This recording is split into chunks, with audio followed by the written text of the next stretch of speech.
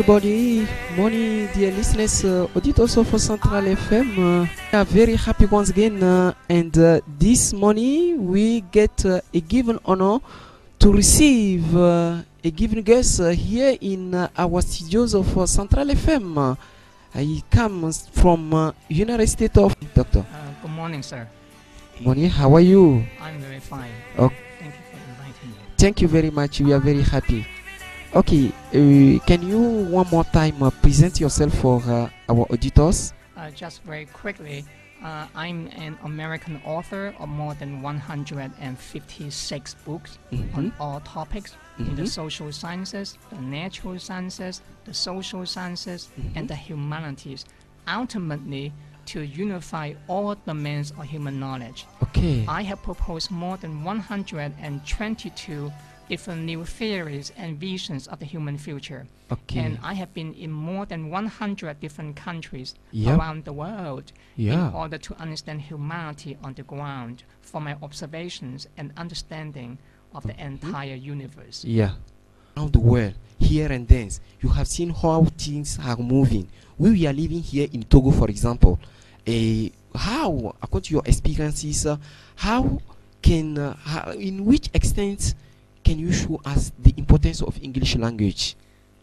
English is an international language. It's not the only international language, but it's certainly one of the most spoken international languages.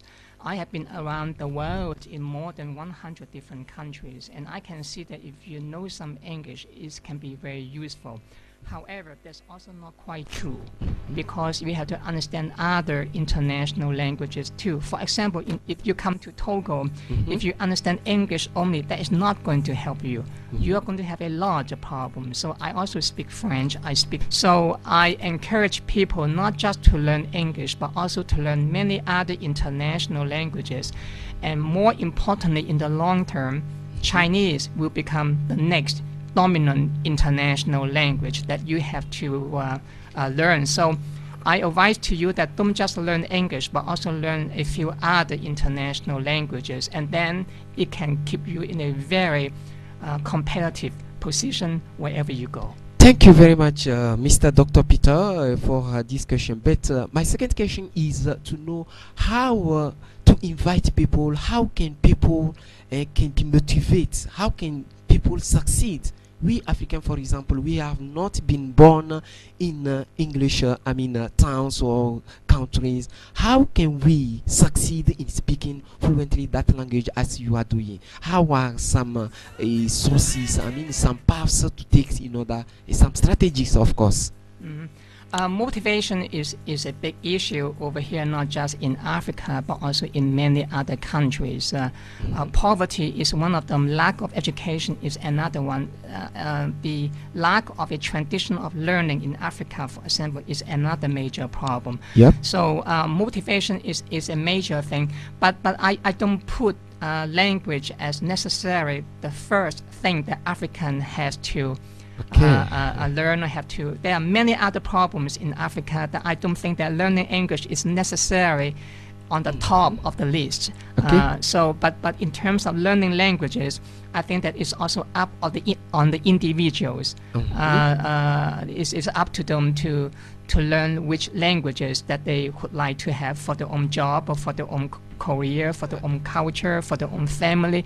So it's up to them to decide which ones to learn. Okay. Thank you very much, Mr. Doctor. My last question is about to know, can you somehow give me some examples which can motivate our learners to learn more English language?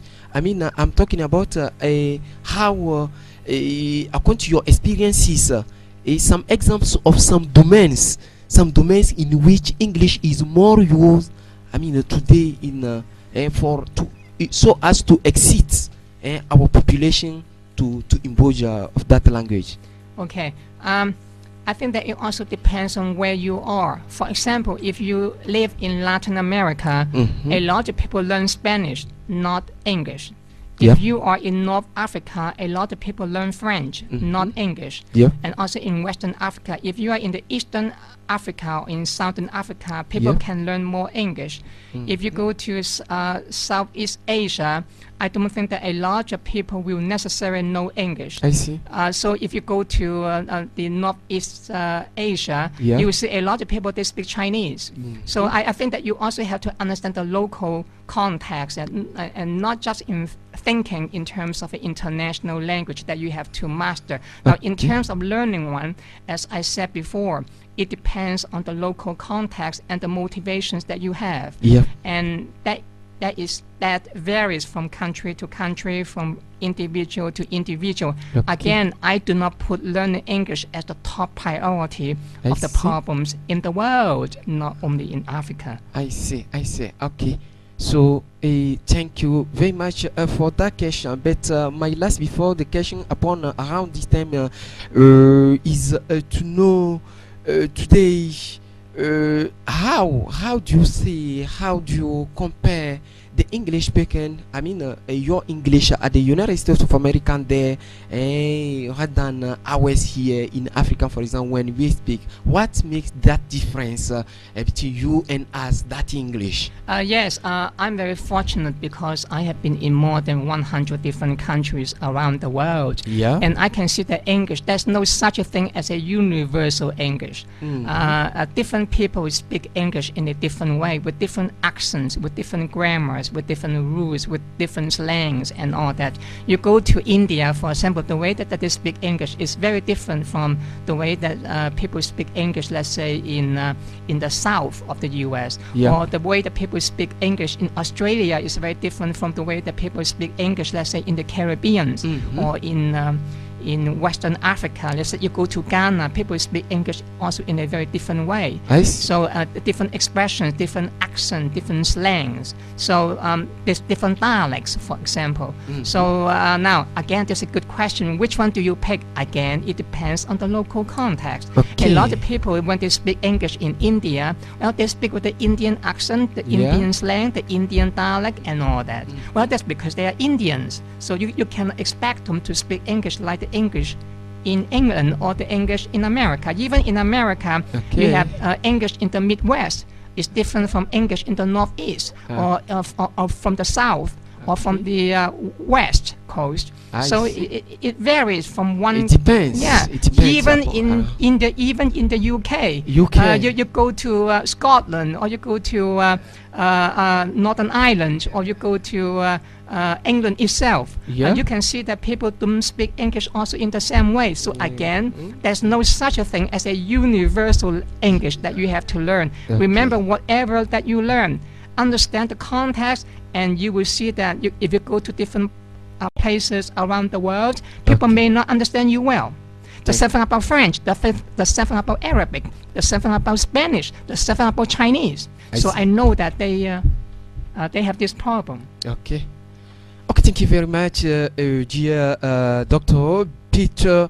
My last question around this time is to see today you have been invited here in our studios as an American, a Native American of United States.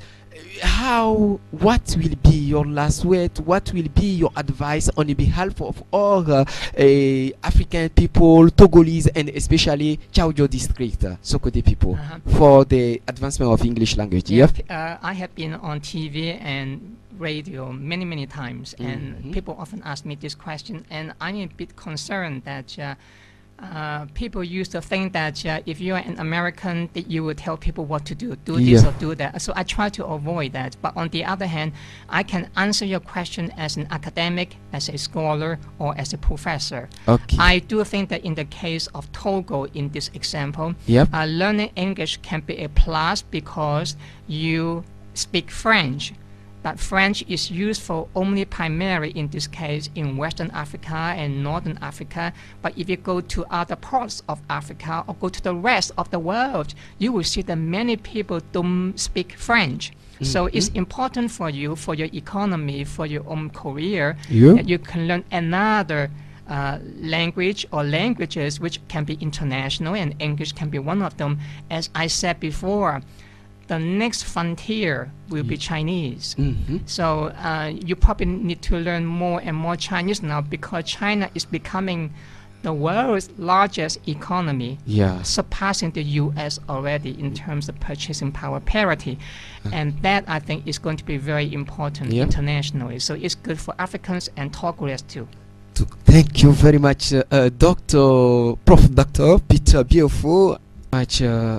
Dear listeners of Radio Centrale FM, as you just come to see, we have been accompanied on this plateau. I was your servitor Abdel Ourosama.